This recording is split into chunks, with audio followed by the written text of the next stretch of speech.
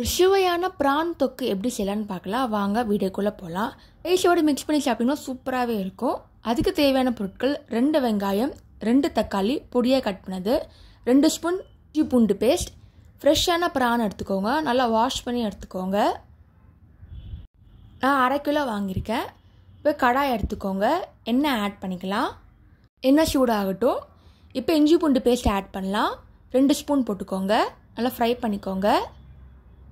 Next நம்ம பொடியாக cut பண்ண வெங்காயத்தை ஆட் பண்ணுறோம். வெங்காயம் நல்லா வதக்கணும். நல்லா பொன்னிறமாக ஆகணும். நல்லா மிக்ஸ் பண்ணிக்கோங்க. கருவேப்பிலை ஆட் பண்ணிக்கோங்க. இப்போ தக்காளியை ஆட் பண்ணிக்கலாம். நல்லா பொடியாக கட் பண்ணது. இப்போ நல்லா வதக்கியாச்சு. இந்த மாதிரி கலர் சேஞ்ச் ஆகணும். இந்த டைமில் வாஷ் பண்ண பிரானை ஆட் பண்ணிக்கலாம். நல்லா மிக்ஸ் பண்ணிக்கோங்க. நல்லா வேகட்டும். தண்ணி ஆட் பண்ண வேண்டாம், பிரானே தண்ணி விடும். இப்போ மசாலாவுக்கு 3 ஸ்பூன் மிளகாத்தூள், 1 ஸ்பூன் மஞ்சத்தூள், உப்பு தேவையான அளவு ஆட் பண்ணிக்கோங்க. நல்லா மிக்ஸ் பண்ணிக்கோங்க. 1 ஸ்பூன் பெப்பர் போட்டால் போதும்.